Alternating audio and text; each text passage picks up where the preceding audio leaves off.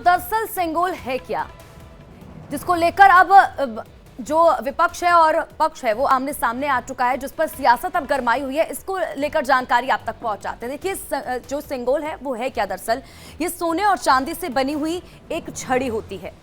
जब सेंगोल का जिक्र होता है, सत्ता के हस्तांतरण का प्रतीक होता है ये, जिसको लेकर जिसको हटाने की बात देखिए यहाँ पर समाजवादी पार्टी की तरफ से की जा रही, उनके जो एमपी हैं उनकी तरफ से की गई है। शीश पर नंदी इस पर विराजमान होते हैं। सेंगोल पर जो शीश होता है उस पर नंदी विराजमान होते हैं। सेंगोल संस्कृत शब्द शंकु से लिया गया है, जो ये शब्द है। इसके अलावा देखिए सेंगोल का अर्थ है शंख। सेंगोल का जो अर्थ होता है वो शंख होता है और चोल वंश से इसका गहरा नाता है, जिसको लेकर सियासत लगातार अब गरमाई हुई है।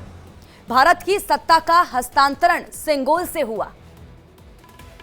अब देखना यही होगा कि सरकार का इसको लेकर क्या कुछ स्टैंड रहता है। हालांकि हमला लगातार बीजेपी की तरफ से किया जा रहा है। आपको बता दें कि पंडित नेहरू ने सेंगोल को स्वीकारा था। अब यही वजह है कि बीजेपी कहती हुई नजर आ रही है, जब उनकी तरफ से स्वीकार किया गया था तो अब इसको लेकर विरोध क्यों किया जा रहा है। अब देखिए ये भी बताते हैं कि सेंगोल का इतिहास क्या रहा है। सेंगोल का अर्थ संपदा से संपन्न होता है, ये इसका अर्थ है। जब सेंगोल की बात करते हैं, इसके इतिहास की जानकारी हम आप तक पहुंचा रहे हैं। सेंगोल के शीश पर नंदी विराजमान रहते हैं, ये भी जानकारी हम लगातार आपको बता रहे हैं। चांदी का है और ये सोने की परत इस पर चढ़ी होती है। न्यायपूर्ण शासक का ये प्रतीक होता है। इसके अलावा देखिए तमिल परंपरा में सत्ता हस्तांतरण का ये प्रतीक होता है।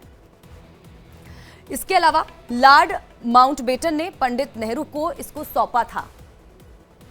ये भी इतिहास के पन्नों में दर्ज है। सेंगोल को तमिलनाडु से मंगवाया गया था।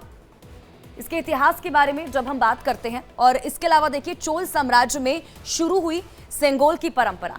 चोल राज्य से आपको बता दें 1947 के बाद इलाहाबाद के आनंद भवन में इसको रखा गया था।